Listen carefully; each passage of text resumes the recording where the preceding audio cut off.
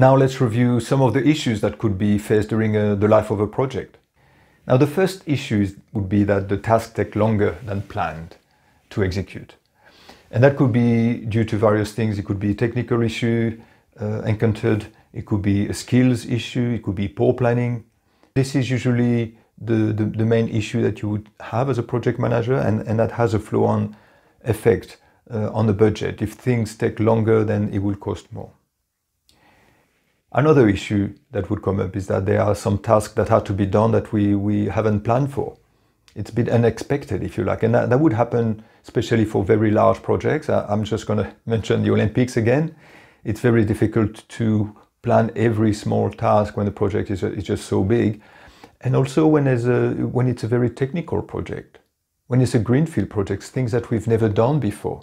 With all the best intentions in the world, you cannot just anticipate every small task that you will have to do. You cannot be that granular during planning. Another challenge that you could have is the team members working on other activities. I don't know if you've heard about the matrix environment. The matrix environment means that you have people working for you on the project if you are the project manager, but they're also working for someone else. And you are not actually their manager. You have what we call a dotted line to them. So in this case, it's very difficult. Let's say they would be allocated 50% to your project. So you need to make sure that they work the 50% that they have allocated to your project. If they work less, then obviously you will have problems. You could get delays.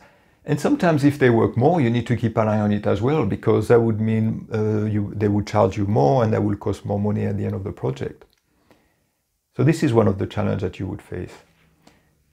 Another challenge that I would put down is the stakeholders not engaged or not interested. So that seems to be like quite of a brutal type of statement, if you like, but it happens. It's very difficult for someone who is not actually working on the project all the time. And I'm not talking about technical teams now, I'm talking about even the business or stakeholders. It's very difficult for them to stay focused during the life of the project. And the challenge you would have is they lose interest a little bit, and then they come back 2 or 3 months later when you've led your project to a certain point where they don't like. And then in this case, it's difficult to bring them back.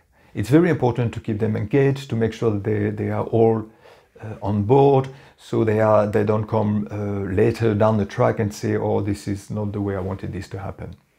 And then all types of issues that you can imagine. At the end of the day, I think this is why we have project managers, obviously, is that things never go really according to plan. Otherwise, why would you have a project manager? A project coordinator type just to do the administration would be sufficient. But even with the best intentions in the world, it's very difficult for everyone to stay focused on the project for all that time. So it's very good to have the one person, the project manager, who can really focus on it day in, day out.